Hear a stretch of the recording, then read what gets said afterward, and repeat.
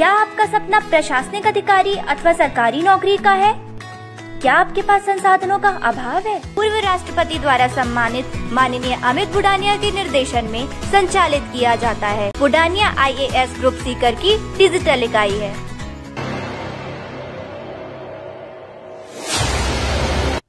नमस्कार, मैं हूं अमित बुडानिया। ज्ञान ज्योति कार्यक्रम में आपका स्वागत है।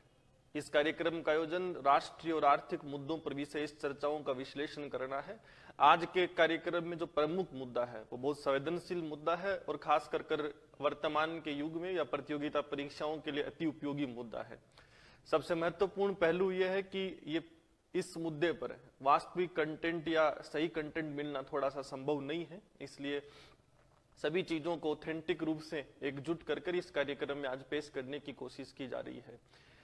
यह जो आज का मुद्दा हम लोग चर्चा करने जा रहे हैं वो है नागा आतंकवाद को लेकर, या जिसको हम नागा घुसपैठ कह सकते हैं। दक्षिण एशिया के इतिहास में, केवल भारत के इतिहास में ही नहीं, दक्षिण एशिया के इतिहास में ये सबसे बड़ा आतंकवादी गुट है और सबसे पुरानी घुसपैठ है जो इस क्षेत्र में चल रही है।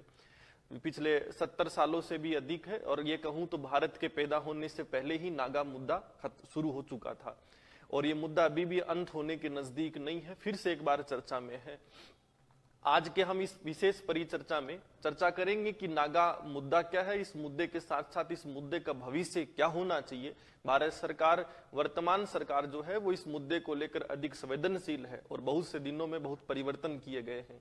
ऐसे में वर्तमान में इसका क्या रुख और भविष्य क्या होगा, इस मुद्दे पर जब बात हम लोग चर्चा की करेंगे तो नागालैंड के साथ जो प्रमुख वहां का एक गुट है जिसका नाम है NCNIM, हालांकि डिटेल में हम आगे डिस्कस करेंगे। NCNIM के साथ 3 अगस्त 2015 को मोदी सरकार ने शांति वार्ता का समझौता किया था, जिसके अनुसार नागालैंड के राजनीतिक भविष्य को लेकर एक रूपरेखा रखी जाएगी और इस शांति समझौते के अनुसार आने वाले कुछ वर्षों में नागालैंड और भारत सरकार आपस में मिलकर ये निर्णय लेंगे। का समझौता जो है वो 2019 तक आ चुका है और पिछले 5 अगस्त 2019 को भारत की मोदी सरकार ने जम्मू कश्मीर से धारा 370 हटा दी है, उनके विशेष प्रावधान हटा दिए हैं। ऐसे में ये जो नागा समुदाय के जितने भी प्रमुख नेता हैं या जिनको हम उग्रवाद कह सकते हैं, कि जितने भी आतंकवादी हैं, अब ये इस मुद्दे को लेकर संवेदनशील हो चुके हैं, क्योंकि इन्होंने 3 अगस्त 2015 को समझौता इसी आधार पर किया था कि नागालैंड को विशेष प्रावधान मिलेंगे, ऐसा इनका कहना है। ऐसे में 2019 में जम्मू कश्मीर का विशेष प्रावधान हटाने के बाद से ही नागा गुटों में चिंता का दौर चल रहा था, परंतु भारत सरकार निरंतर इनको आश्वासन दे रही थी कि जैसा वादा आपके साथ किया गया है उसी वादे को निभाया जाएगा। हालांकि इसमें बहुत देरी करी जा चुकी है, क्योंकि 2015 से लेकर 2019 तक 4 साल हो चुके हैं और 2015 में जो समझौता हुआ था वो एक फ्रेमवर्क एग्रीमेंट था, जिसके अनुसार कि आगे चलकर किन मुद्दों पर सहमति बनेगी, किन पर नहीं बनेगी, इन मुद्दों पर चर्चाएं होंगी कि किन मुद्दों को शामिल किया जाएगा, कि नागालैंड के साथ क्या व्यवहार रहा जाएगा भारत के संविधान का, भारतीय सरकार का। पर 4 साल में ऐसा कोई विशेष प्रावधान वहां देखने को नहीं मिला। ऐसे में 2019 में नागा जितने भी नेता हैं उन्होंने अल्टीमेटम दे दिया सरकार को कि आप किसी भी तरीके से इस कानून को लागू करो और आप हमें विशेष संविधान बनाने की अनुमति दो, एक अलग ध्वज बनाने की अनुमति दो। हालांकि ये भारत सरकार की, वर्तमान सरकार की प्रकृति के बिल्कुल विपरीत है, क्योंकि जम्मू कश्मीर के विशेष प्रावधान को समाप्त कर दिया गया है। देश का गृह मंत्री पहले ही स्पष्ट कर चुके हैं कि देश में केवल एक ध्वज होगा, एक संविधान होगा। ऐसे में नागा लोग तनाव में है कि हमारे साथ जो वादा किया गया था शायद वो वादा पूरा नहीं होगा। पर सवाल यह है कि वर्तमान का मुद्दा कैसे उठा है, और खास कर हम जितने भी लोग इस क्षेत्र से जुड़े हैं या जो सामान्य समझ के लिए भी देख रहे हैं, कि आज तक हमारा यही मानना था कि जम्मू कश्मीर का मुद्दा अधिक संवेदनशील है शेष में। पर आज जब इस मुद्दे पर हम चर्चा करेंगे तो शायद आपका जो सोचने की शक्ति है वो बिल्कुल विपरीत हो जाएगी। शायद आप सोचना अलग तरीके से शुरू कर देंगे कि देश में जम्मू कश्मीर से भी बड़ा मुद्दा नागा मुद्दा है। ये कहानी आज की नहीं है, ये कहानी बहुत पुरानी है और पिछले 22 सालों से तो शांति समझौते चल रहे थे। 22 सालों के शांति समझौते में कभी भी सहमति नहीं बनी है और विशेष तौर पर तो आज तक ये सहमति भी नहीं बनी है कि किन मुद्दों पे चर्चाएं होंगी। अभी तक तो इन पर भी सहमति नहीं बनी है। सरकार क्यों देरी कर रही है वो भी सोचने का विषय है। और नागाओं के अल्टीमेटम के बाद में नागालैंड के राज्यपाल के साथ साथ मणिपुर के राज्यपाल को, अरुणाचल प्रदेश के राज्यपाल को, साथ तौर पर देश के केंद्र सरकार के जो थल सेना अध्यक्ष है, इन सभी को सरकार ने एक एडवाइजरी जारी कर दिया है कि वहां कानून व्यवस्था की विशेष प्रावधानों को देखा जाए। अधिक सुरक्षा बलों की तैनाती कर दी गई है। इसके साथ साथ सरकार ने वहां जितने भी पुलिस अधिकारी और प्रशासनिक अधिकारी हैं, उन सभी को उनकी छुट्टी को रद्द कर दिया है अगले 2 महीने के लिए। इस तरीके के निर्णय से यह भी साबित होता है कि सरकार बड़ा कठोर निर्णय लेने के मूड में है इस क्षेत्र के अंदर, और शायद ही कोई समझौता नागाओं के साथ। पर इस मुद्दे को समझते हैं कि मुद्दा क्या है, किस तरीके से ये मुद्दा इस समझौते की वार्ता तक पहुंचा है, और आगे हम एक निष्कर्ष निकालते हैं कि क्या भविष्य संभव है। सबसे पहले जब हम लोग बात नागालैंड की करेंगे तो नागालैंड कभी भी नागालैंड के नाम से नहीं जाना जाता था। इस पूरी कहानी की शुरुआत होती है 1826 में। एक हिस्टोरिकल बैकग्राउंड है कि 1826 में क्या होता है कि ब्रिटिश सरकार जो होती है वो असम नामक क्षेत्र पर कब्जा करती है। उस समय नागा हिल्स नामक एक क्षेत्र हुआ करता था। तो ये जो नागा हिल्स था ये बिल्कुल असम के बगल में था, या ऐसे कहूं कि असम राज्य के अधीन ही माना जाता था। ऐसे में जब इन नागाओं की हम लोग बात करेंगे तो असम नामक इस राज्य के अंदर इस नागा हिल्स नामक क्षेत्र की स्वायत्तता हुआ करती थी। पर 1826 में जब ब्रिटिश सरकार ने इस असम पर कब्जा कर लिया तो उसके बाद 1881 के अंदर नागा हिल्स नामक क्षेत्र पर भी ब्रिटिश सरकार ने कब्जा कर लिया। हालांकि जब ये कब्जा नागा हिल्स के क्षेत्र पर किया गया था तब नागा समुदाय के साथ ब्रिटिश सरकार ने एक समझौता किया था कि नागा हिल्स नामक क्षेत्र के आंतरिक मुद्दों में कभी भी ब्रिटिश सरकार हस्तक्षेप नहीं करेगी।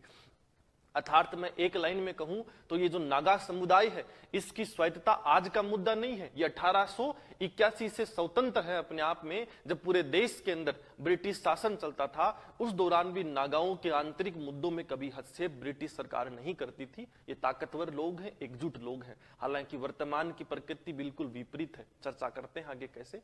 तो 1881 में ये जो नागा हिल्स नामक क्षेत्र था इस क्षेत्र पर ब्रिटिश सरकार ने भारी नियंत्रण कर लिया। अर्थात नागा हिल्स ब्रिटिश भारत का हिस्सा होगा, परंतु इस नागा हिल्स की आंतरिक स्वतंत्रता होगी। इसके बाद जून 1945 में जब भारत के विभाजन की अनुमति दे दी गई थी या ये घोषणा कर दी गई थी कि भारत स्वतंत्र होगा, तो जून 1945 में नागा हिल्स के जितने भी बड़े नेता थे उन्होंने क्या किया कि ब्रिटिश सरकार से अपने आप को स्वायत्त क्षेत्र घोषित करने की मांग कर ली थी। उन्होंने उनसे मांग की थी, कैबिनेट मिशन के समक्ष भी उन्होंने ये कहा था कि आप किसी भी तरीके से हमें एक स्वायत्त क्षेत्र घोषित करो। हालांकि कैबिनेट मिशन ने भी इस बात को स्वीकार नहीं किया था उस समय। तो उसके बाद 3 दिन तक नेगोशिएशन चला। 3 दिन तक नागा समुदाय के लोगों के साथ वार्ता चली। वो वार्ता 26, 27 और 28 जून 1947 को चली। 26, 27, 28 जून 1947 को एक अंतिम निष्कर्ष निकलता है जो बहुत इंपॉर्टेंट है, याद रखना इस मुद्दे को समझने के लिए, कि 28 जून 1947 अर्थात जब तक भारत आजाद नहीं हुआ था तब तक 28 जून 1947 को आसाम के तत्कालीन राज्यपाल सैयद अकबर हैदरी के साथ में एक समझौता हुआ था जिसको 9 सूत्रीय समझौता कहते हैं। और नागाओं की तरफ से यह समझौता जिसने किया था उसका नाम था नागा नेशनल काउंसिल। वहां का एक गुट था जिसका स्थापना 1946 में की गई थी।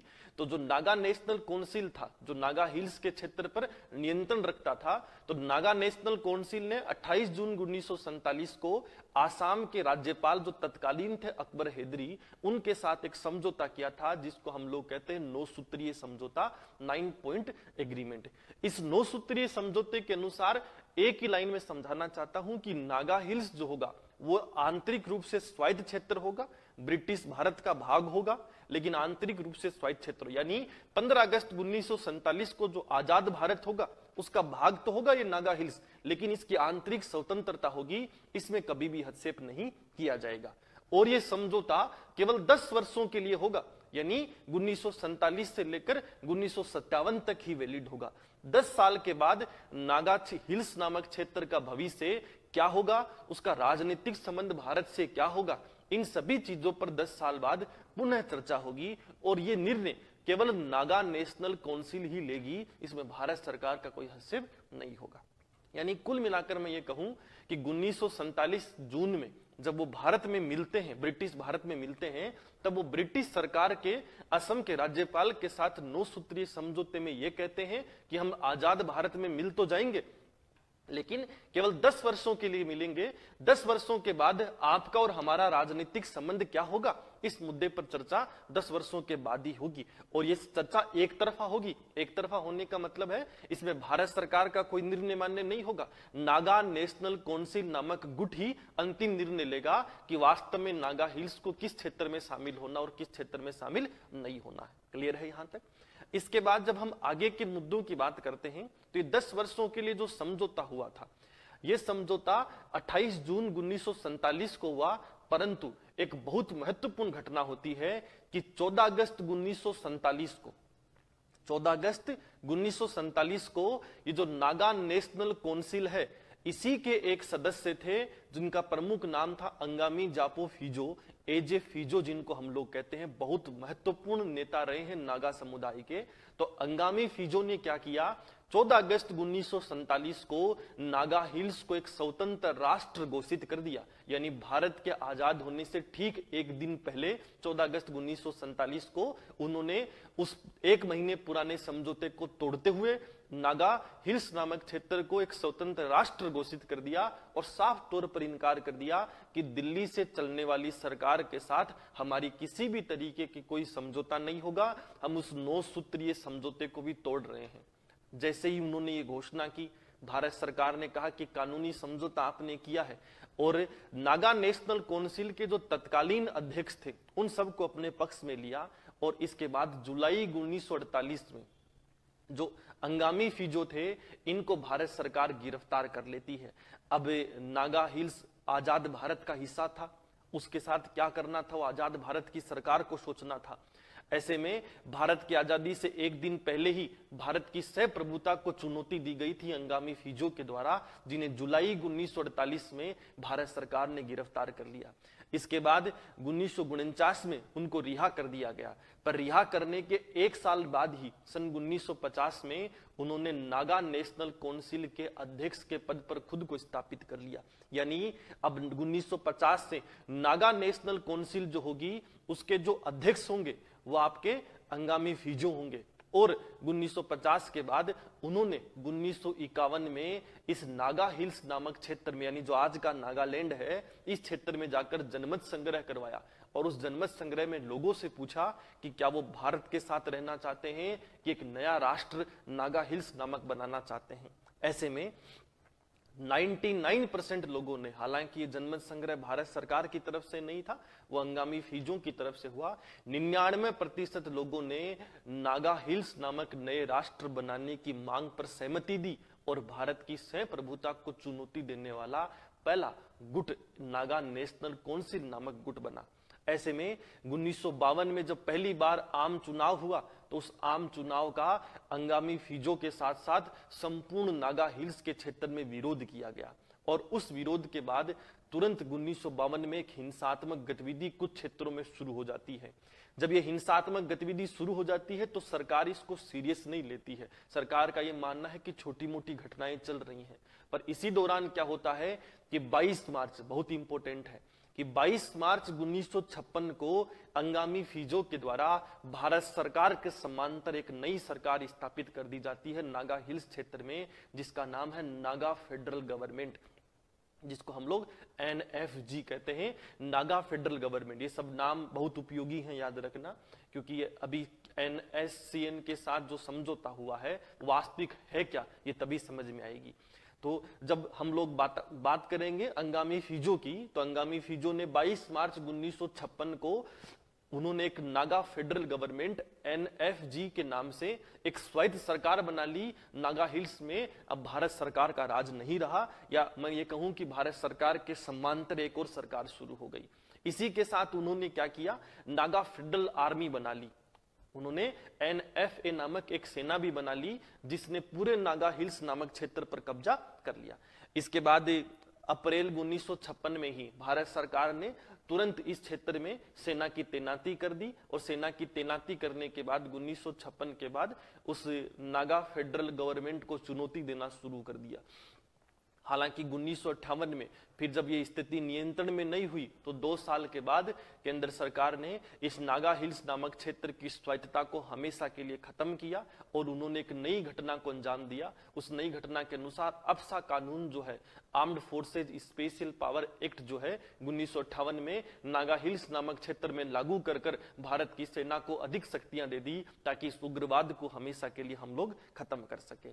इसी के साथ जब हम लोग बात करेंगे तो 1956 में जब अप्रैल के महीने में भारत सरकार ने सेना भेजी थी, तो सेना भेजने के कुछ महीनों बाद दिसंबर 1956 में एजे फिजो जो थे, अंगामी फिजो, वो क्या करते हैं, पूर्वी पाकिस्तान भाग जाते हैं। उनको डर होता है कि उनकी हत्या कर दी जाएगी सेना के द्वारा, तो जब वो पूर्वी पाकिस्तान चले जाते हैं, इसके बाद सन 1960 में वो स्थायी तौर पर लंदन चले जाते हैं और लंदन से बैठकर नागा नेशनल काउंसिल का नियंत्रण करने की कोशिश करते हैं। यानी अभी भी वो वहां के प्रभावी नेता हैं और लंदन बैठकर 1960 से वो वहां का नियंत्रण कर रहे थे। मौके का फायदा भारत सरकार ने उठाया क्योंकि जमीनी नेतृत्व का अभाव था नागा समुदाय में। और जुलाई 1960 में क्या होता है कि जो वहां के अन्य गुट है जो लोकतांत्रिक तरीके से वहां लोकतंत्र की या आजादी की मांग कर रहे थे, उसमें एक गुट है जिसका नाम है नागा पीपल्स कन्वेंशन। उसके साथ भारत सरकार ने जुलाई 1960 में क्या किया, एक 16 सूत्रीय समझौता किया, 16 पॉइंट एग्रीमेंट किया। और 16 सूत्रीय समझौता किया तो यहां बहुत इंपॉर्टेंट है, याद रखना, ये संवैधानिक आधार था एक तरीके का। इस 16 सूत्रीय समझौते में यह कहा गया कि अब नागा हिल्स नामक क्षेत्र है, इसका नाम बदलकर हम लोग नागालैंड रखेंगे। यानी अब इसको नागा हिल्स नहीं रहने देंगे, अब इसका नाम बदलकर नागालैंड रखेंगे। यहां राज्यपाल की नियुक्ति देश का राष्ट्रपति करेगा। अब इनकी आंतरिक स्वायत्तता नहीं रहेगी। वो 10 साल पुराना समझौता जो 10 साल के लिए किया गया था जुलाई 1947 के अंदर, जून 1947 के अंदर, वो भी अब हम खत्म कर रहे हैं और अब यहां पर राज्यपाल की नियुक्ति होगी। बहुत महत्वपूर्ण 2 कदम उठाए गए कि इनको आंतरिक मामलों में कुछ स्वायत्तता दी जाएगी, लेकिन ये विदेश मंत्रालय के अधीन आएगा क्योंकि अभी इसका पूरा मर्जर एज ए स्टेट नहीं हुआ है। एक तरीके से एक क्षेत्र के तौर पर ही हमने शामिल किया है, संवैधानिक तौर पर इसे भारत के अंदर शामिल नहीं किया गया था। ऐसे में ये जो नागा हिल्स नामक क्षेत्र होगा इसको विदेश मंत्रालय के अधीन रखा जाएगा। इसके साथ साथ बहुत महत्वपूर्ण कि हर राज्य में कानून व्यवस्था राज्य सरकार के अधीन होती है, परंतु नागा हिल्स नामक क्षेत्र में कानून व्यवस्था राज्यपाल के अधीन होगी और वो तब तक होगी जब तक वहां स्थिति सामान्य नहीं हो जाती। जिस दिन स्थिति सामान्य हो जाएगी, कानून व्यवस्था ऑटोमेटिकली राज्य सूची में शामिल हो जाएगी। अर्थात यहाँ मुख्यमंत्री के पास शक्ति नहीं होगी, यहाँ वास्तविक शक्ति राज्यपाल के पास होगी। जब जुलाई 1960 में ये 16 सूत्रीय समझौता हुआ तो इसके तुरंत बाद क्या होता है कि 1962 में भारत सरकार 13वां संविधान संशोधन पारित कर देती है और 13वां संविधान संशोधन पारित कर देश के संविधान में अनुच्छेद 371 ए, कैपिटल ए का मतलब होता है नया अनुच्छेद, तो 371 ए जोड़ा गया। 371 विशेष प्रावधानों से है और 371 ए जो है वो नागालैंड के विशेष प्रावधानों से है। अनुच्छेद 371 ए के तहत या 13वें संविधान संशोधन 1962 के तहत 1 दिसंबर 1963 को आसाम नामक राज्य को तोड़कर एक नया राज्य बनाया जाता है। देश का 16वां राज्य नागालैंड अस्तित्व में आता है और जब नागालैंड 16वां राज्य बनाया जाता है तो अब से इसका नाम नागालैंड आधिकारिक तौर पर हो गया, इसका संवैधानिक रूप से मर्जर भारत में हो गया। हालांकि जब इस पूरी कहानी की हम लोग चर्चा करेंगे तो इस समझौते के अनुसार एक महत्वपूर्ण पहलू रखा गया था।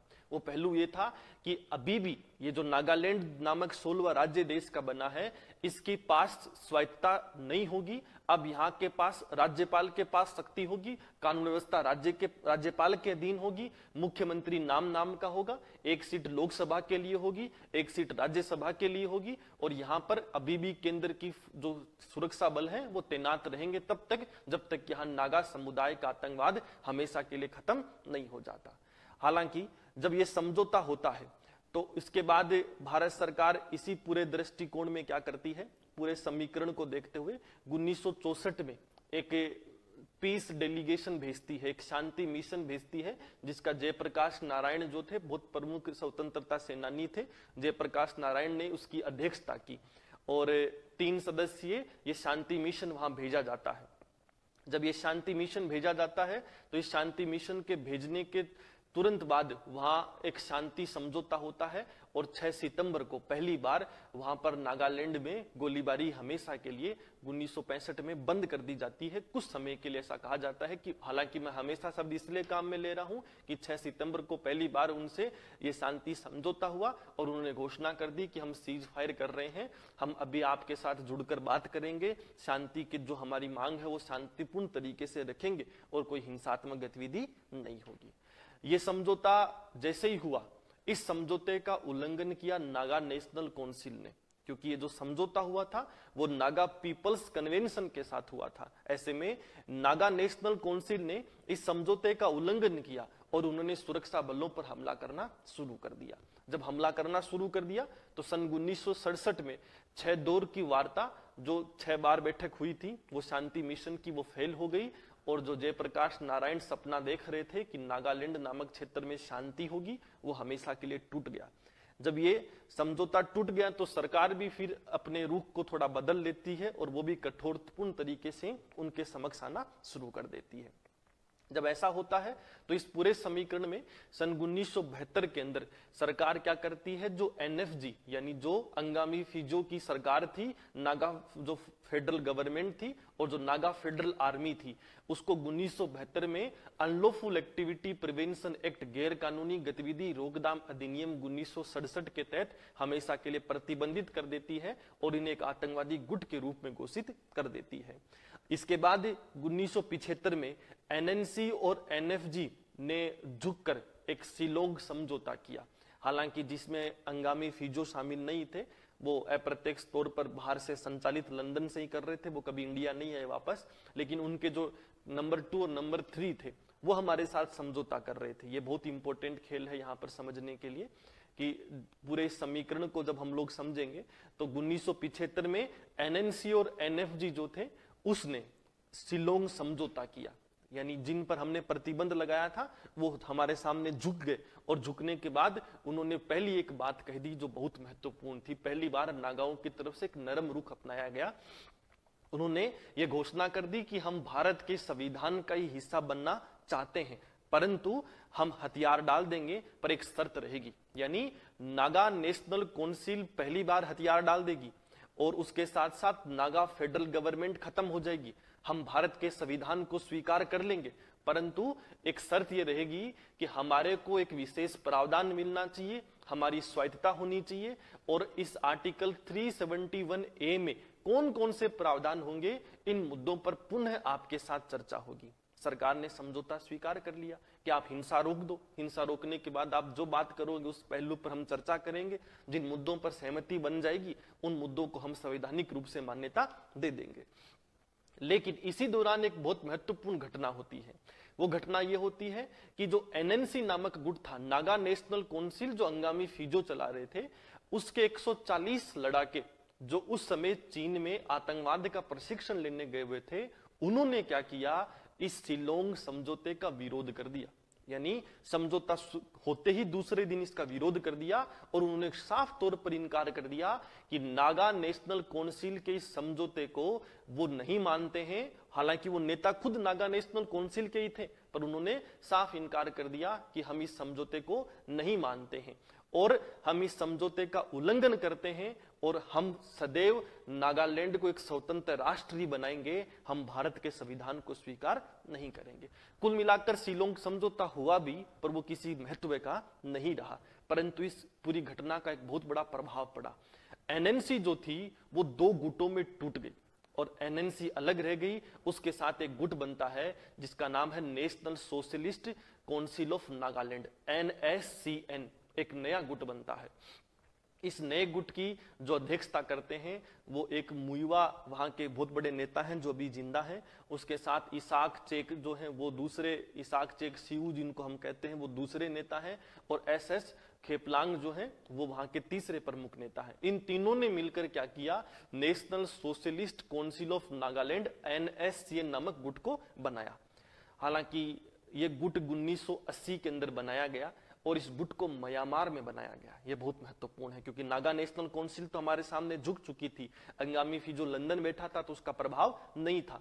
ऐसे में भारत सरकार क्या करती है कि इस नागा नेशनल काउंसिल को आगे बढ़ा देती है और इसके साथ बात करना शुरू कर देती है। पर इसी दौरान जो nationalist socialist council of Nagaland NSCN है वो हमारा विरोध करना शुरू कर देती है, जिसकी स्थापना 1980 में हुई और वो म्यांमार के बॉर्डर में, उस समय म्यांमार में सेना सरकार चलती थी जो भारत की समर्थक नहीं थी। ऐसे में उस सेना सरकार का समर्थन लेकर वो भारत विरोधी गतिविधियों को म्यांमार की जमीन से संचालित करते रहे। इसी दौरान क्या होता है कि जो आपकी NSCN है वो भी 1988 में मात्र 8 सालों बाद 2 टुकड़ों में बट जाती है। 2 टुकड़ों में इसलिए बट जाती है कि जो मुइवा थे उन पर एक आरोप लगता है, जो वर्तमान के उनके अध्यक्ष हैं NSCN के, तो इसाक और मुइवा पर एक आरोप लगता है कि वह भारत सरकार के साथ समझौता करने को तैयार है, यानी वो गुप्त रूप से भारत सरकार के साथ डीलिंग कर रहे हैं। इसमें हकीकत भी थी। तत्कालीन जो वर्तमान के सुरक्षा सलाहकार हैं अजीत डोभाल, उनकी अहम भूमिका रही है उस दौर में भी।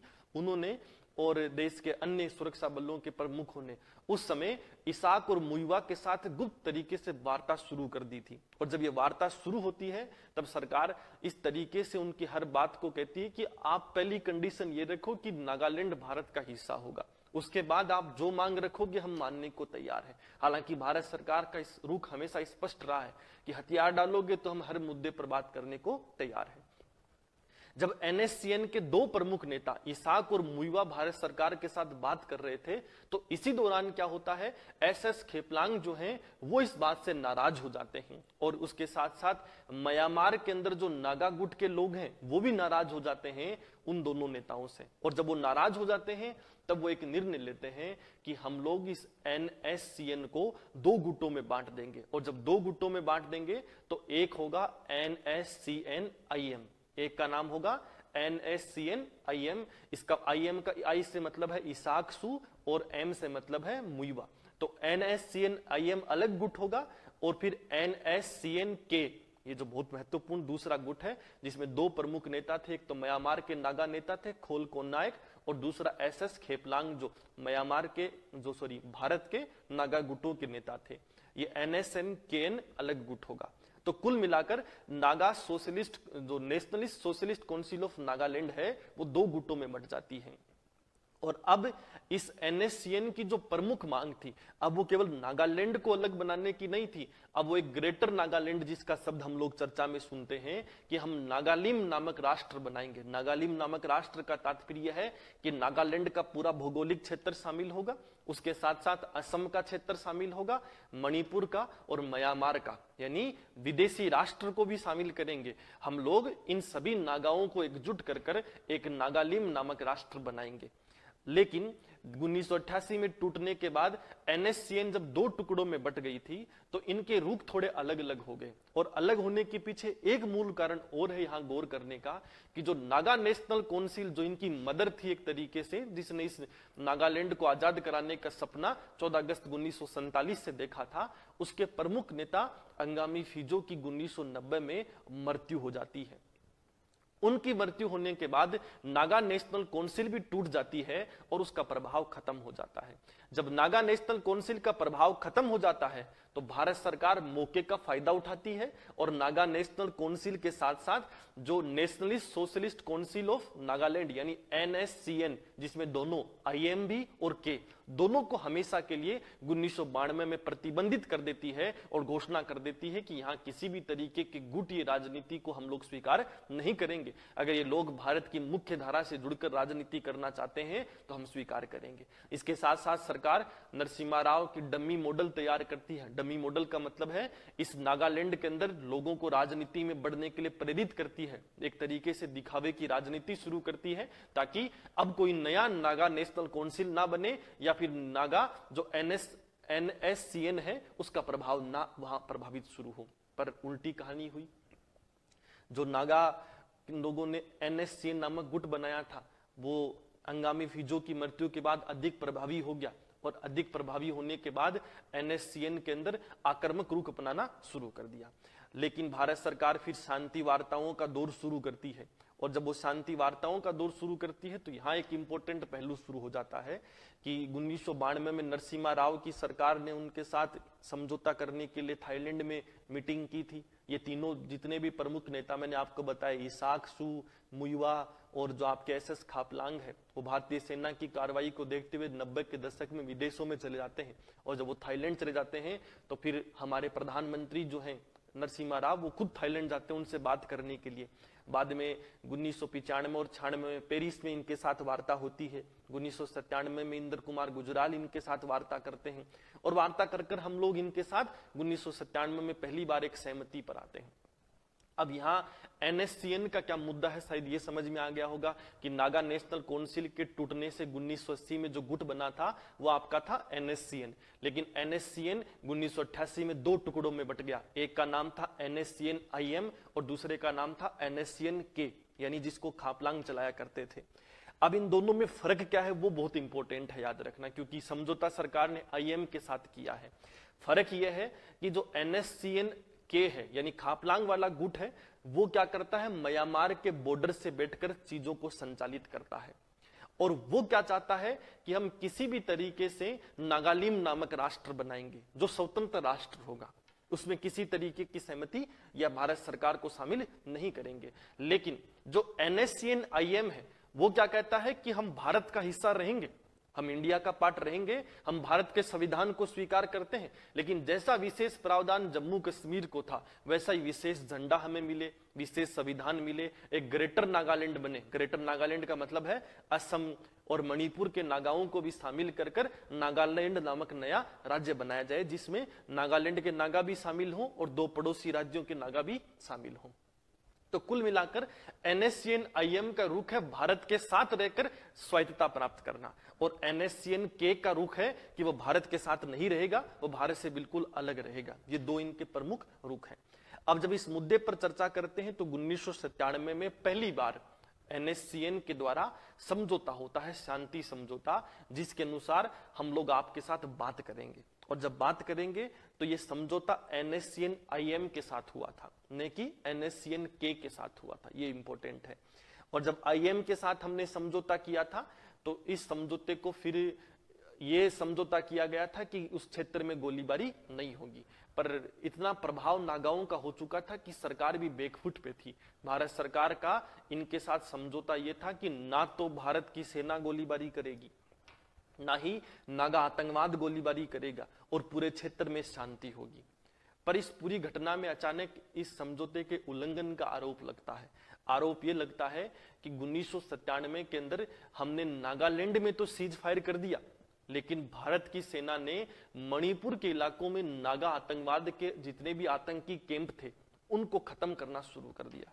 जब ऐसा खत्म करना शुरू किया तो जो नागा नेता थे इसाक और मुइवा, उन्होंने इस समझौते के उल्लंघन का आरोप भारत पर लगाया।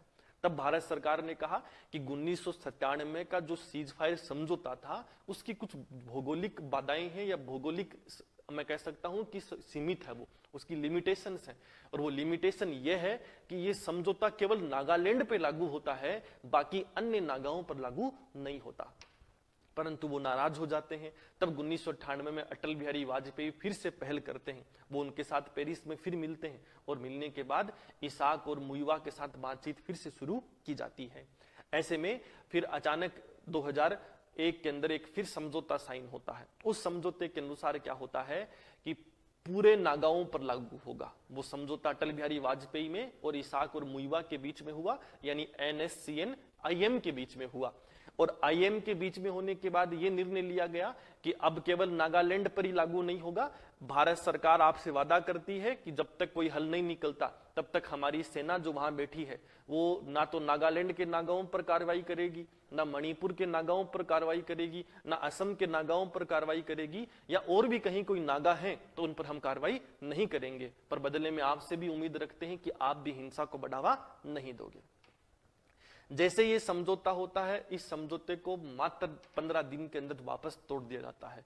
इस समझौते को तोड़ती है NSCN के। खापलांग क्या करता है कि वो जब देखता है कि इसाक और मुइवा भारत सरकार के नजदीक जा रहे हैं या नागा मुद्दे का आंतरिक तरीके से समझौता होगा, तो म्यांमार की सरकार भी खुश नहीं होती है जो उनको समर्थन दे रही थी। और सबसे बड़ा संकट यही था कि 1992 तक हमारा कोई संबंधी म्यांमार से नहीं था। वो तो नरसिम्हा राव ने इन नागा मुद्दों को लेकर जब तनाव बढ़ने लगा तब पहली बार म्यांमार से दोस्ती की थी, पर म्यांमार की सरकार चीन समर्थक थी, वहां सैन्य सरकार थी, इसलिए हमें कोई विशेष मदद वहां से नहीं मिली। इस पूरे समीकरण की हम लोग बात करेंगे तो 2001 के समझौते को NSCN-K ने क्या किया, म्यांमार से बैठकर कुछ आतंकवादी भेजे और उन्होंने भारत सरकार के सुरक्षा बलों पर, जिनके ऊपर बाध्यता थी कि वो गोलीबारी नहीं चलाएंगे, उन पर हमला कर दिया। और उन पर हमला कर दिया तो अटल बिहारी वाजपेयी नाराज हो गए। उन्होंने कहा कि मैं शांति की बात लेकर आया था और आपने हिंसा फिर से शुरू कर दी। फिर सरकार भी अपना कड़ा रुख अपनाती है। NSCN-K वैसे ही प्रतिबंधित थी और कठोर तरीके से कार्रवाई करने का आदेश दे देती है।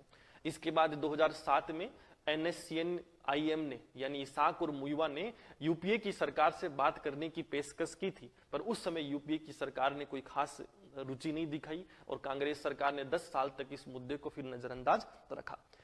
अचानक 2014 में जब मोदी सरकार आती है तो एनडीए सरकार का इतिहास ही रहा है कि वो नागाओं के साथ कैसे भी कर इस मुद्दे का समाधान करना चाहती है। वो राजनीतिक कारण रहे या कोई भी मुद्दा रहे, वो व्यक्तिगत हो सकता है, परंतु हमेशा एनडीए की गवर्नमेंट ने एक नया रुख रखा है। तब जाकर 2014 में जब नागालैंड 2014 के अंदर मोदी सरकार स्थापित होती है तो जो NSCN है उसके इसाक और मुइवा NSCN-IM ने क्या किया, नरेंद्र मोदी के साथ बातचीत शुरू की और इस बातचीत में अहम योगदान निभाया उस समय के तत्कालीन जो अनुभव रखते थे अजीत डोवाल, जो वर्तमान के राष्ट्रीय सुरक्षा सलाहकार हैं, और जो वर्तमान में एक और उस समय डिप्टी NSA थे, यानी जो उप राष्ट्रीय सुरक्षा सलाहकार थे RN रवि। इन दोनों ने मिलकर क्या किया, इसाक और मुइवा के साथ फिर से बातचीत शुरू कर दी। इसाक और मुइवा के साथ जब बातचीत शुरू कर दी तो उन्होंने भी फिर सहमति दिखाना शुरू किया और आखिरकार एक ऐतिहासिक समझौता होता है। वो ऐतिहासिक समझौता 3 अगस्त 2015 को 7RCR यानी प्रधानमंत्री के घर में होता है और उस समझौते के अनुसार पहली बार एक नया समझौता हुआ जिसमें इसाक और मुइवा ने भाग लिया। उस समझौते के अनुसार जो नागालैंड होगा वो भारत का ही हिस्सा रहेगा, परंतु नागालैंड का क्या राजनीतिक भविष्य होगा, उनके साथ कौन से संवैधानिक प्रावधान लागू होंगे, कौन से नहीं होंगे, किन मुद्दों पे चर्चा होगी, इसके लिए हम एक फ्रेमवर्क एग्रीमेंट करते हैं। इस फ्रेमवर्क एग्रीमेंट का मतलब ये नहीं है कि कोई मुद्दे रख दिए गए कि अब हम आज पहले तो एक सहमति दर्ज कराते हैं 3 अगस्त 2015 को। वो सहमति ये है कि भारत सरकार अपने सुरक्षा बलों को वहां कार्रवाई करने से रोक देगी, बदले में नागा आतंकवाद हमेशा के लिए कार्रवाई करने से रोक देगा और कोई हिंसात्मक गतिविधि नागालैंड में नहीं होगी। दूसरी सबसे महत्वपूर्ण कंडीशन कि नागालैंड भारत का ही हिस्सा रहेगा, इस पर कोई चर्चा नहीं होगी। अब चर्चा किस पर होगी कि नागालैंड कैसे भारत का हिस्सा रहेगा, कि अनुच्छेद 371A क्या रहेगा, विशेष प्रावधान क्या रहेंगे, अन्य मुद्दों पर क्या चर्चाएं रहेंगी, इन सब पहलुओं पर हम बैठकर चर्चा करेंगे और जल्द हम लोग क्या करेंगे, एक निष्कर्ष पर निकलकर नागालैंड के साथ जो भी राजनीतिक समझौता होगा वो हम कर लेंगे। ऐसा एक दूसरे से सहमति हुई। इस समझौते में एक बहुत बड़ा कहानी थी जो समझने योग्य है और आज सरकार क्यों मुकर रही है वो भी समझना हमें अब यहां से है कि नागाओं का इतिहास अभी तक हमने देखा तो एक ऐतिहासिक पृष्ठभूमि है। इस पृष्ठभूमि में यह साबित होता है कि नागा कभी झुके नहीं है। एक तरीके से हमेशा भारत सरकार ही झुकी है, चाहे वो इंद्र कुमार गुजराल हो, नरसिम्हा राव हो, अटल बिहारी वाजपेयी हो या पुरानी सरकारें रही हों, हमेशा उन्होंने ही नागाओं के सामने झुके हैं। पर जब इस पूरे समीकरण की बात करेंगे तो अब जो इनके 4 प्रमुख नेता थे, तो पहला तो था नागा नेशनल काउंसिल का अंगामी फिजो, जो 1990 में कहानी खत्म हो जाती है। उनके खत्म होने से नागा गुटों का नेतृत्व कमजोर पड़ा, पर यह सरकार की भूल थी कि उन्होंने जो दूसरे प्रमुख नेता थे इसाक को और इसाक के साथ साथ वहां के मुइवा को और खापलांग को कमजोर समझा। तो उन्होंने 1980 में जो NSCN बनी थी वो 92 तक आते आते इतनी प्रभावी बन गई कि नागा आतंकवाद चरम सीमा पर पहुंच चुका था और हमारे यहाँ गठबंधन की राजनीति थी, इसलिए हम उन पर ज्यादा नियंत्रण कर नहीं पाए। इसी पूरी कमजोरी का फायदा उठाते हुए NSCN प्रभावी रूप से वहां बन गया। अब मुद्दा यह बना कि NSCN दो गुटों में बट गई। खापलांग क्या चाहता है कि नागालिम नामक नया राष्ट्र बनेगा, वो भारत के साथ बात नहीं करना चाहता, इसलिए वो क्या करता है, म्यांमार के बॉर्डर पे बैठकर भारत की सरकार के खिलाफ हिंसा को बढ़ावा देता है।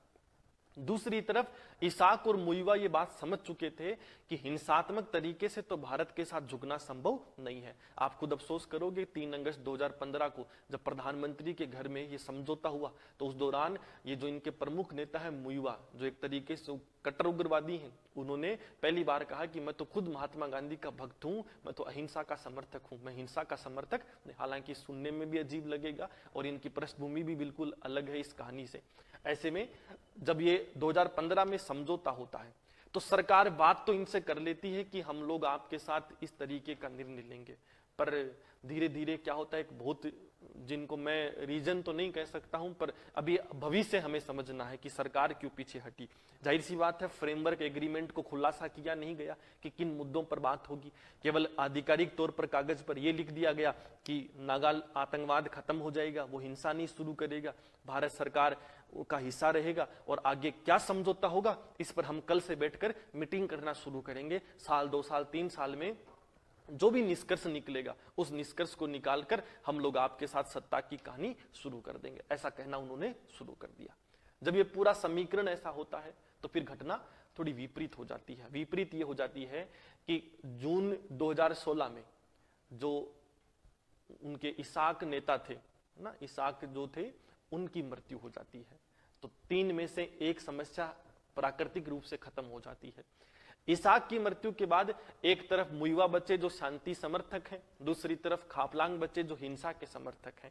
पर जब मुइवा के साथ मोदी की नजदीकियां बढ़ने लगी तब खापलांग ने भी घोषणा कर दी कि मैं भी आपके साथ समझौता करने को तैयार हूं। इसके पीछे एक कारण और है कि भारत सरकार ने म्यांमार की सरकार के साथ, अब वहां म्यांमार की सरकार में आन शान सू की है अप्रत्यक्ष तौर पर, जो भारत समर्थक है, जिसका निर्माण ही भारत ने किया है, तो म्यांमार की सरकार अब भारत समर्थक बन चुकी है। तो खापलांग जानता था कि जवानी के दिनों में तो जोश ठीक था, अब 77 साल की उम्र हो चुकी है, इस उम्र में इस तरीके की हिंसा को समर्थन देना, ऊपर से म्यांमार की सरकार अब पक्ष की नहीं रही, मुश्किल होगा। तो खापलांग भी क्या करता है, मोदी सरकार को पत्र लिखता है कि मैं भी शांति वार्ता में शामिल होना चाहता हूं। पर 2017 में प्रकृति उसको हमेशा के लिए शांत कर देती है और दूसरा प्रमुख नेता खापलांग भी मर जाता है। खापलांग के मरने के बाद तो नागा आतंकवाद हमेशा के लिए खत्म हो जाता है, या मैं ये कहूं छोटी मोटी घटनाएं बची हैं। उसके साथ साथ म्यांमार सरकार को भारत सरकार ने धमका दिया कि यदि आपकी तरफ से ये जो नागा आतंकवाद वहां बैठा है ये हमारी तरफ बढ़ा तो हमसे बुरा नहीं होगा। हमने पाकिस्तान में सर्जिकल स्ट्राइक किया है, हमने आपके यहाँ किया और चाहेंगे तो हम और भी करेंगे। म्यांमार की सरकार भी फिर हमारे साथ कुछ रक्षा समझौते करती है और मोदी सरकार आक्रामक रुख अपनाना शुरू कर देती है। जब अब केवल एक नेता बचे हैं वो है मुइवा, पर मुइवा भी आक्रामक रखते हैं रवैया, वो केवल ये है कि स्वायत्तता चाहते हैं किसी भी कंडीशन पर। और आज भी नागालैंड के अंदर 14 अगस्त 1947 को स्वतंत्रता दिवस मनाया जाता है, 14 अगस्त को स्वतंत्रता दिवस मनाया जाता है। हालांकि नागालैंड की सरकारी सरकार जो हमारी वर्तमान सरकार है वो वहां पर स्वतंत्रता दिवस 15 अगस्त को मनाती है, पर मुइवा 14 अगस्त को मनाते हैं।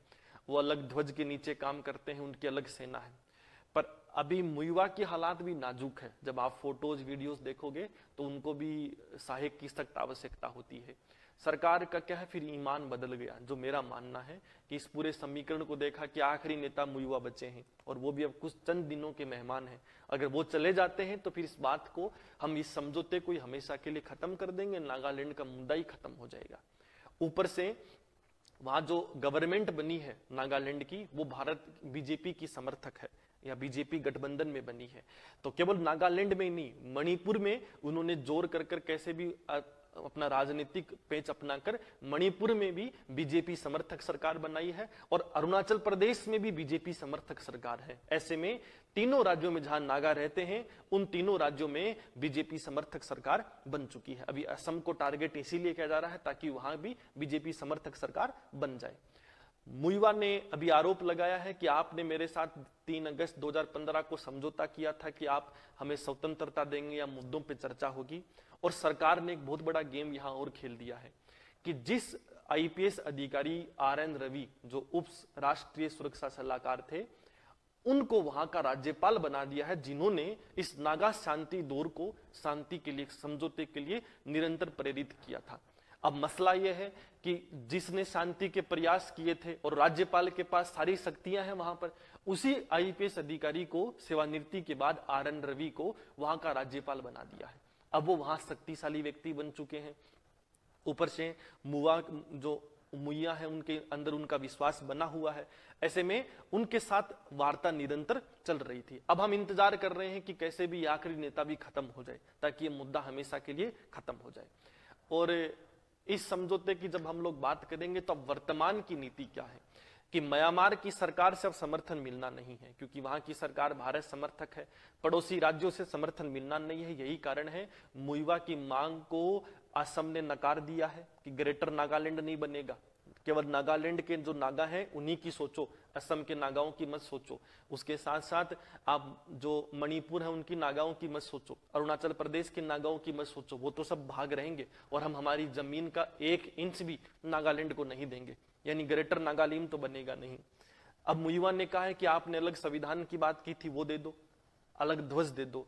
तो RN रवि जो वहां के राज्यपाल हैं और जो भारत सरकार की तरफ से प्रमुख नेगोशिएटर हैं, उन्होंने एक साफ शब्दों में कहानी कह दी है कि अलग ध्वज और अलग संविधान तो नहीं मिलेगा, उसके अलावा कोई मुद्दों पर बात करनी है तो करो। सरकार केवल देरी करना चाहती है, 1-2 साल और निकल जाए, तब तक मुइवा निकल जाएंगे और मुद्दा हमेशा के लिए खत्म हो जाएगा। आज 31 अक्टूबर को डेडलाइन थी, कल 4 घंटे तक निरंतर बात हुई है मुइवा के साथ में, पर फिर भी कोई समझौता नहीं निकला है और आगे क्या समझौता निकलता है वो उपयोगी है। अब यहाँ मुद्दा यह है कि भविष्य क्या होगा। इस पूरे रूप को हम लोग देखें तो पूरा नागा क्षेत्र अब भारत के समर्थन में है और यहाँ की पूरी परिस्थितियां भारत के पक्ष में है। भारत सरकार को केवल स्थिति को अपने पक्ष में और खींचने की आवश्यकता है, थोड़ा इंतजार करने की आवश्यकता है और सुरक्षा बलों की तैनाती इसीलिए वहां कठोर कर दी गई है कि कोई हिंसात्मक गतिविधि वहां ना बढ़े। हालांकि नए के बराबर उम्मीद है, क्योंकि खापलांग की मृत्यु के बाद में नागा आतंकवाद का मुद्दा प्रमुख वहां रहा नहीं है और अब वहां एक मुद्दा और शुरू हो चुका है कि कुछ राजनीतिक दल हैं जो उसका विरोध कर रहे हैं या वहां नए युवाओं को नया नेता बनाने की कोशिश कर रहे हैं। इसलिए सरकार थोड़ा वहां कानून व्यवस्था को और मजबूती से कायम कर रही है। तो कुल मिलाकर ये नागा मुद्दा था और भविष्य सदैव जो वर्तमान परिस्थितियां हैं वो भारत के पक्ष में ही रहेंगी। हम लोग इंतजार कर रहे हैं या तो मुइवा झुक जाए और या हमेशा के लिए शांत हो जाए और प्राकृतिक रूप से जल्द ही मुइवा के शांत होने की